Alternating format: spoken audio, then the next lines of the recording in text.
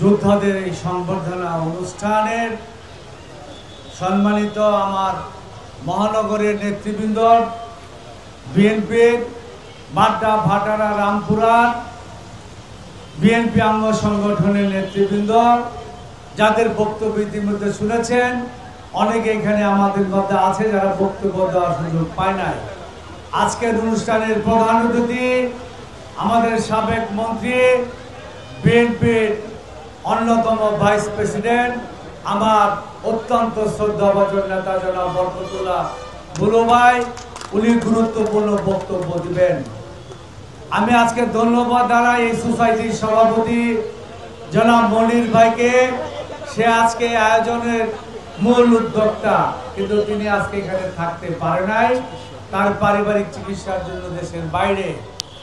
আমি ধন্যবাদ জানাই এই অঞ্চলের ব্র্যাক ইউনিভার্সিটি সহ যে প্রাইভেট ইউনিভার্সিটি, বিশেষ করে মহানগর মহাবিদ্যালয় এবং সিরাজ মেমোরিয়াল স্কুলের ছাত্রছাত্রী ভাই বোনেরা, যারা এখানে আমাদের বিএনপি অঙ্গ সংগঠনের নেতৃবৃন্দর সাথে সকল ইস্ট ওয়েস্ট সকল ইউনিভার্সিটি, কানাডিয়ান ইউনিভার্সিটির সকল প্রাইভেট ইউনিভার্সিটির নেতৃবৃন্দরা এই লড়াইয়ে অংশগ্রহণ করেছে।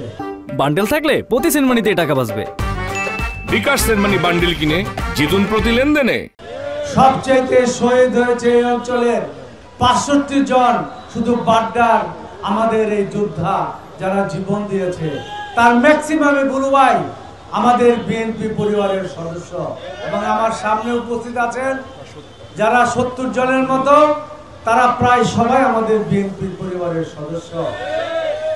আমি আসলে আপনারা জানেন আমার নেতাদের সহ আমি ব্যক্তিগতভাবেও ১৭ বছর বহু জুলুম নির্যাতনের কারণে আমার যে ইচ্ছা ছিল, এই যে মুক্তিযোদ্ধা যারা জীবন দিয়েছে, যাদের কারণে আজকে বাংলাদেশ একটা ভয়ঙ্কর খুনি হাসিনা সন্ত্রাসীর কাছ থেকে মুক্তি লাভ করেছে, তাদেরকে আমাদের আরো অনেক অনেক মূল্যায়ন করতে হবে।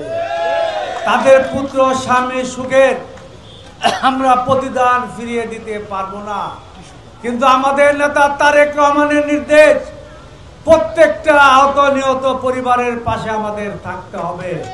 এটাই আমাদের বিএনপির এখন কাজ। সংগ্রামের সাথী ও বন্ধুরা, যে আধুনিক দল বাংলাদেশি জাতীয়তাবাদের বহুদলীয় গণতন্ত্রের প্রবক্তা জিয়াউর রহমান, এই দলটা আছে বলেই এই হাসিনার মতো খুনি তাবেদার আয়নাঘরের প্রতিষ্ঠাতাকে আমরা এই দেশ থেকে বিতাড়িত করে নতুন একটা বৈষম্য বিরোধী বাংলাদেশ গড়ার সুযোগ পেয়েছি। আজকে আমি আর বক্তব্য দিব না। এই আহত নিহত পরিবারের সদস্যরা শুধু আমার বিএনপির পরিবারের সদস্য নয়, আমি মনে করি তারা আমার পরিবারের সদস্য। আমার ছেলে মেয়ে সন্তানরা যেভাবে আমার সম্পদ ভোগ করে, আগামী দিনে ইনশাআল্লাহ আমি নির্বাচিত হতে পারি আর না পারি, বিএনপি ইনশাআল্লাহ ক্ষমতায় যাবে। যতবার এদেশের মানুষ ভোট দেওয়ার সুযোগ পেয়েছে, ততবারই বিএনপিকে ক্ষমতায় এনেছে। বিএনপি যতবার ক্ষমতা এসেছে, এদেশের মাটি আর মানুষের জন্য কাজ করেছে। আমরা নির্বাচিত হই আর না হই, তারেক রহমানের নেতৃত্বে আগামী দিনের যে বাংলাদেশ, সেই বাংলাদেশে আমার এই অঞ্চলের এই জুলাইয়ের যোদ্ধাদের পরিবারকে প্রতিষ্ঠাতা করার অঙ্গীকার আমরা করছি। ইনশাআল্লাহ তাদের প্রত্যেকটি পরিবারের সন্তানের মতো আমরা তাদের পাশে থাকব, তাদেরকে আমরা প্রতিষ্ঠা করব। এই সমাজে স্বাধীনভাবে সুন্দরভাবে বসবাস করা যত ধরনের সুযোগ দরকার আমরা সরকার থেকে এনে দেব ইনশাআল্লাহ। সংগ্রামের সাথী ও বন্ধুরা, আমরা আর বক্তব্য দীর্ঘায়িত করতে চাই না।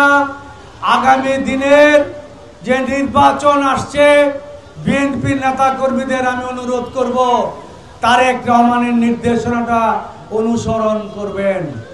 এই যে সাধারণ মানুষ যারা খেটে খাওয়া লোক, রিক্সাওয়ালা, হকার, এবং এই যে সামনে আমার বসে আছে নিরহ লোক, যাদের বাড়িতে আমি গিয়েছি, তাদের পরিবারের কথা বর্ণনা করলে কেউ চোখে পানি রাখতে পারবেন না। এরাই ঝাঁপিয়ে পড়েছিল এই আন্দোলনে, হাসিনাকে বিদায় করেছে বুকের তাজা রক্ত দিয়ে। তাদেরকে বৈষম্য বিরোধী যে আন্দোলনের বক্তব্য আমরা দিয়েছি, সেই বৈষম্যের বিরোধী আন্দোলনের সুযোগ এই ছোট ক্ষুদ্র ব্যবসায়ী গরিব মানুষ যারা, তাদেরকে ভোগ করতে দিতে হবে। সেখানে বিএনপির নামে বিএনপির কোনো নেতা কর্মী প্রতিবন্ধকতা সৃষ্টি করলে তারেক রহমান সহ আমরা কোনোভাবে বরদাস্ত করব না। নতুন বাংলাদেশের অভ্যুত্থান ঘটেছে, এখানে থাকবে বৈষম্য বিরোধী অবস্থান। যে যার ব্যবসা, যে যার বক্তব্য, যার যার আইনের শাসন সে ভোগ করবে স্বাধীনভাবে। আগামী দিনে বৈষম্য বিরোধী বাংলাদেশ, একটা উন্নত বাংলাদেশ তারেক রহমানের নেতৃত্বে ইনশাআল্লাহ আমরা গঠন করব। বিএনপি সহ এদেশের মানুষ ইনশাআল্লাহ আগামী নির্বাচনে তারেক রহমানকে প্রধানমন্ত্রী করার জন্য সুযোগ সৃষ্টি করে দিবেন। এইখানে আমাদের সতর্ক থাকতে হবে, সজাগ থাকতে হবে। সন্ত্রাসীদের নামে চাঁদাবাজি চলছে, প্রশাসনের লোকরাও দেখে না দেখার ভান করে। আমরা এটা ইনশাআল্লাহ আগামী দিনে ক্ষমতায় আসলে চাঁদাবাজ মুক্ত, হকারদের কাছে যে চাঁদা নেওয়া হয় সেই চাঁদাবাজ মুক্ত বাংলাদেশ প্রতিষ্ঠা করব। মাদক মুক্ত বাংলাদেশ প্রতিষ্ঠা করব, দখল মুক্ত বাংলাদেশ প্রতিষ্ঠা করব। বাংলাদেশের মানুষ স্বাধীনভাবে চলাচলের নিশ্চয়তা বিধান করব ইনশাআল্লাহ। সংগ্রামের সাথী ও বন্ধুরা, আমার মহিলা দলের তাহমিনা বলতেছিল ভাই বক্তব্য দিব, লাস্টের দিকে পিয়ারা মোস্তফার নেতৃত্বে আমরা এখানে মিছিল করাতে পেরেছিলাম। এই যে যারা আছে আমাদের নাজমা শিকদার, মিলি, অনেকেই, সবাই নাম বলতেছি না আমি, মহিলা দলের কর্মীরাই সংক্ষিপ্ত সময়ে মাঠে ছিল 5 তারিখ পর্যন্ত। আমাদের যুব দল, ছাত্র দল, বিএনপিও ছিল, কিন্তু তাদেরকে সবাই আওয়ামী লীগের লোক যখন অস্ত্র নিয়ে নেমে গেছে তখন তারা সম্মুখ যুদ্ধে থাকা না করে কৌশল অবলম্বন করে কাজ করেছে। আমি আর বক্তব্য দীর্ঘায়িত করিব না। বুলুবাগে আমাদের বাড্ডা, ভাটারা, রামপুরা তথা ঢাকা 11 আসনের পক্ষ থেকে আমরা শুভেচ্ছা, অভিনন্দন এবং আজকের মিটিংয়ে উপস্থিত থাকার জন্য ধন্যবাদ জানাই। একটি হলো জনশক্তি। শহীদ প্রেসিডেন্ট জিয়া রহমান ৭৭ সালে ওয়াইসি সম্মেলনে গিয়েছিলেন। সেখানে উনি গিয়ে বললেন, ওয়াইসি সম্মেলন মুসলিম বিশ্বের নেতাদের বললেন, আপনাদের পেট্রোডলার আছে, আমার জনশক্তি আছে, আমার দেশের উন্নয়নের জন্য আমি আপনাদের কাছে কোনো সাহায্য চাই না, ভিক্ষা চাই না। আপনাদের শ্রমবাজারটি আমার দেশের জন্য খুলে দেবেন। আমার দেশের মানুষ দক্ষ জনশক্তি আপনাদের দেশের উন্নয়নের জন্য কাজ করবে। আপনাদের উন্নয়ন হবে, আমার দেশের উন্নয়ন হবে। ৭৭ সালে শহীদ প্রেসিডেন্ট জিয়া রহমান প্রথম মেন পাওয়ার মিনিস্ট্রি করেন। এই যে সৌদি আরব সহ মুসলিম বিশ্ব সেদিন এই শ্রমবাজার খুলে দেন।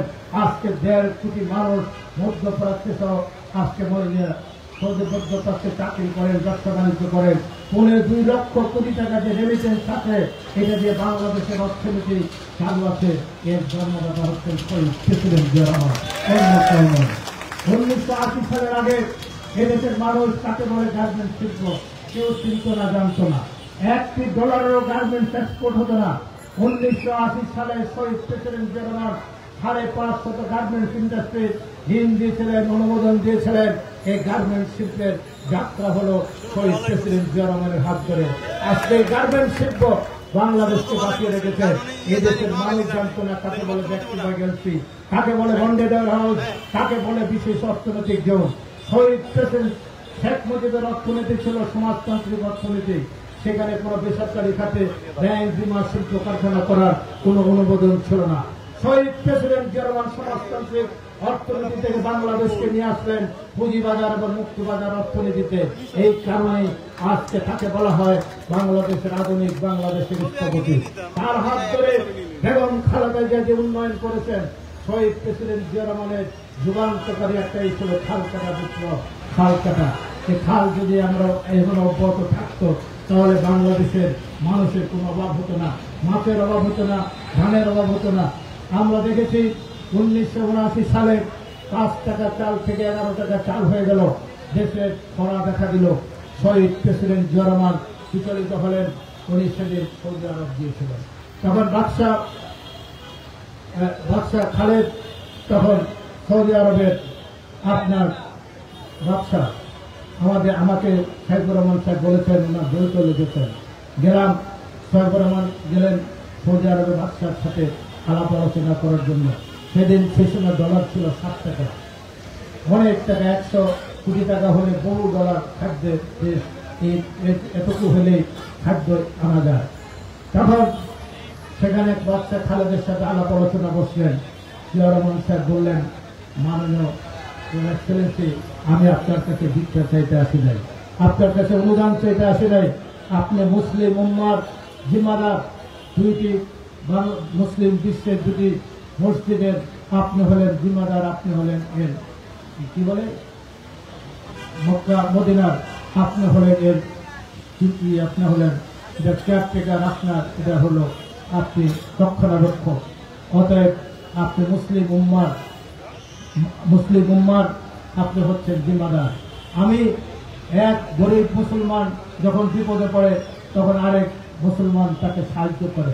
আমি আপনার কাছে এসেছি আপনার মুসলিম ভাই হিসাবে, একটি গরিব দেশের আমি মুসলিম ভাই হিসাবে আপনার কাছে মুসলিম উম্মার হকের দাবি নিয়ে এসেছি, কোনো ভিক্ষা নয়। তখন সাইফুর রহমান বললেন যে আসলাম ভিক্ষার জন্য, আর উনি বলছেন যে অংশীদারের কথা। তখন উনি সাইফুর রহমান বললো যে আমি তো ভয় পেয়ে গেলাম, বাদশার পাশের সব তলোয়ার খোলা, লোকজন জানে। বাদশা একটু লড়ে চড়ে বসলেন, আবার খাওয়ার কথা খাদ্যের কথা বললেন। 2 ঘন্টা আলাপ আলোচনা হলো, পরে একটি চেক ধরে দিলেন, বললো এটা ফেরত দিতে হবে না। চেক খুলে প্লেনে এসে দেখলাম 400 কোটি টাকার পরিমাণ সেদিন বাদশা খালেদ জিয়া রহমানকে দিয়েছেন। এই দিনে এটা দিয়ে 1 মাসের মধ্যে বাংলাদেশের সেদিনের দুর্ভিক্ষ উনি মোকাবেলা করেছেন। এই ছিল ওনার সাহস। সেই কারণে পৃথিবীর সবচেয়ে দামি পত্রিকা হচ্ছে new York Times. Zia Rahman যেদিন মারা যান, নিউ ইয়র্ক টাইমসের হেডলাইন ছিল বিশ্বের দরিদ্রতম দেশের একজন সৎ রাষ্ট্রপতির বিদায়। এই পৃথিবীর কোন রাষ্ট্রনায়কের ভাগ্যে আজ পর্যন্ত জমে নেয়। সেই দলটি আমরা করি, যে দলটি শহীদ প্রেসিডেন্ট জিয়া রহমান একজন ইমানদার রাষ্ট্রনায়ক এই দলটি প্রতিষ্ঠা করে গেছেন, এই দেশের জন্ম যিনি দিয়েছেন মুক্তিযুদ্ধ করে। অতএব এই দলকে বিনাশ করা যাবে না। বহু চেষ্টা করেছেন শেখ হাসিনা। আমি আজকে একজন সাংবাদিক মারা গেছেন, এদের হাবিবুর রহমান পীর, বাংলাদেশ প্রতিদিনে একটি কলাম লিখেছিলেন। বিএনপির তখন তার মৃত্যু প্রায় 42 বছর বিএনপির বয়স। সে লিখলেন বিএনপির এই 12 বছর, তখন 17 বছর হয় নাই, এই বিএনপির এই 12 বছরে বিএনপির সবচেয়ে বড় 42 বছরের সবচেয়ে বড় সফলতা হল শেখ হাসিনার একটা অত্যাচার জুলুম। এর মধ্যে দিয়েও বিএনপির একজন নেতা কর্মী উপর থেকে নিচ পর্যন্ত শেখ হাসিনা নিতে পারে না। এটি হচ্ছে বেগম খালেদা জিয়ার সবচেয়ে বড় সফলতা। এই সফলতাকে ধরে নিয়ে আজকে আমাদের প্রিয় নেতা তারেক রহমান আগামী দিনের রূপরেখা দিয়েছেন। 2 বছর 42টি দলের সাথে আলাপ আলোচনা করে এই 31 দফা প্রণয়ন করেছেন। আমিও একটি কমিটির মেম্বার ছিলাম, আমি এর সাথে যুক্ত। 31 দফা হচ্ছে বাংলাদেশের মুক্তি সনদ, এমন কোন বিষয় নাই। এই 31 দফা যদি বাস্তবায়ন হয়, বাংলাদেশে শহীদ প্রেসিডেন্ট জিয়া রহমানের মতো একটি উন্নয়ন দেশ হবে। শহীদ প্রেসিডেন্ট জিয়া রহমান যদি বেঁচে থাকতো, মালয়েশিয়া আজকে লোক যায়, মালয়েশিয়ার লোক বাংলাদেশে আসতে চাকরি করার জন্য। তাই আমরা বলতে চাই, তারেক রহমান যদি আগামী দিনে রাষ্ট্রনায়ক হন, সরকার গঠন করেন, এই দক্ষিণ এশিয়ার পূর্ব এশিয়ার অনেক রাষ্ট্রের লোক বাংলাদেশে চাকরি করতে আসবে, ব্যবসা করতে আসবে ইনশাআল্লাহ। আমরা তাই আগামী দিনে তাকিয়ে আছি। যারা এই ভীত হয়ে আজকে তারা ভারতীয় দালাল, বিদেশিদের দালাল, তারা ষড়যন্ত্র করছে বিএনপি যাতে ক্ষমতা না আসে। আল্লাহ যদি চায় তাহলে কেউ ফিরে রাখতে পারে না। ইনশাআল্লাহ আমরা অনেক ত্যাগ করেছি, অনেক রক্ত দিয়েছি, অনেক শহীদ হয়েছি। এই শহীদদের সমস্ত মাদের, বাবাদের, ভাই বোনদের, বিধবা মা বোনদের আত্মের কারণে, তাদের সেই আত্মনাদের কারণে আল্লাহর কাছে তাদের যে ফরিয়াদ, সেই ফরিয়াদের কারণে বিএনপি রাষ্ট্রীয় ক্ষমতা আসবে, তারেক রহমান সরকার প্রধান হবে এবং এই এলাকা থেকে কাইয়ুম শুধু নির্বাচিত হবে না, আমি আপনাদের বলে যেতে চাই, ঢাকা শহরে যদি কেউ মন্ত্রী হয় আইন সবার আগে হবে। আমি আমার বক্তব্য দীর্ঘায়িত করবো না। পরিশেষে